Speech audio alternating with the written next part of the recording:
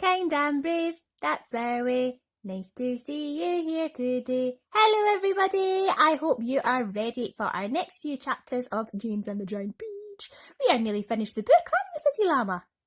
Yes, right, okay, so last time we met the Cloud Men and they weren't very kind to us, were they? They were throwing lots of water at us, but we did break the rainbow, to be fair. So, let's crack on with chapter 31. How fast we are going all of a sudden, the ladybird said. I wonder why. I don't think the seagulls like this place any better than we do, James answered. I imagine they want to get out of it as soon as they can. They got a bad fright in that storm we've just been through. Faster and faster flew the seagulls, skimming across the sky at a tremendous pace, with the peach trailing out behind them. Cloud after cloud went by on either side, all of them ghostly white in the moonlight, and several more times during the night the travellers caught glimpses of the cloud men moving around on tops of the clouds, working their sinister magic upon the world below. Once they passed a snow machine in operation, with the cloud men turning the handle and a blizzard of snowflakes blowing out of the great funnel above. They saw the huge drums that were used for making thunder, and the cloud man beating them furiously with long hammers. They saw the frost factories and the wind producers and the places where cyclones and tornadoes were manufactured and sent spinning down towards the earth. And once, deep in the hollow of a large billowy cloud, they spotted something that could only have been a cloud-men's city. There were caves everywhere running into the cloud, and at the entrance to the caves the cloud-men's wives were crouching over little stoves with frying pans in their hands, frying snowballs for their husbands' suppers. And hundreds of cloud-men's children were frisking about all over the place and shrieking with laughter and sliding down the billows of the cloud on toboggans. An hour later, just before dawn, the travellers heard a soft whooshing noise above their heads, and they glanced up and saw an immense grey, bat-like creature swooping down towards them out of the dark. It circled round and round the peach, flapping its great wings slowly in the moonlight and staring at the travellers. Then it uttered a series of long, deep, melancholy cries and flew off again into the night. Oh, I do wish the morning would come, Miss Spider said, shivering all over. It won't be long now, James answered. Look, it's getting lighter over there already. They all sat in silence, watching the sun as it came up slowly over the rim of the horizon for a new day. 32. And when full daylight came at last, they all got to their feet and stretched their poor cramped bodies. And then the centipede, who always seemed to see things first, shouted, Look! There's land below! He's right, they cried, running to the edge of the peach and peering over. Hooray, hooray! It looks like streets and houses. But how enormous it all is! A vast city, glistening in the early morning sunshine, lay spread out 3,000 feet below them. At the height, the cars were like little beetles crawling around the streets, and people walking on the pavement looked no larger than tiny grains of soot. But what tremendous tall buildings! Exclaimed the ladybird. I've never seen anything like them before in England. Which town do you think it is? This couldn't possibly be England, said the old green grasshopper. Then where is it? Asked Miss Spider. You know what those buildings are, shouted James, jumping up and down in excitement. Those are skyscrapers. So this must be America, and that, my friends, means we have crossed the Atlantic Ocean overnight. You don't mean it, they cried. It's not possible. It's incredible, unbelievable. Oh, I've always dreamed of going to America. I had a friend once who... Be quiet, said the earthworm. Who cares about your friend?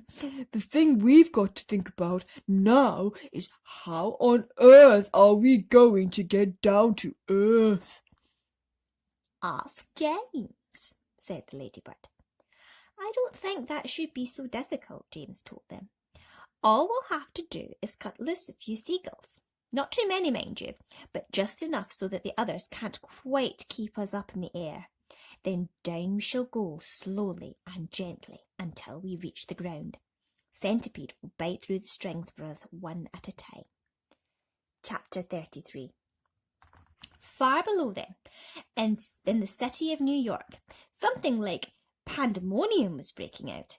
A great round ball, as big as a house, had been sighted hovering high up in the sky over the very centre of Manhattan, and the cry had gone up that it was an enormous bomb sent over by another country to blow the whole city to smithereens.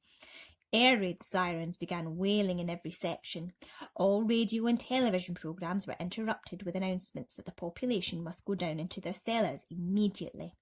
1 million people walking in the streets on their way to work looked up into the sky and saw the monster hovering above them and started running for the nearest subway entrance to take cover.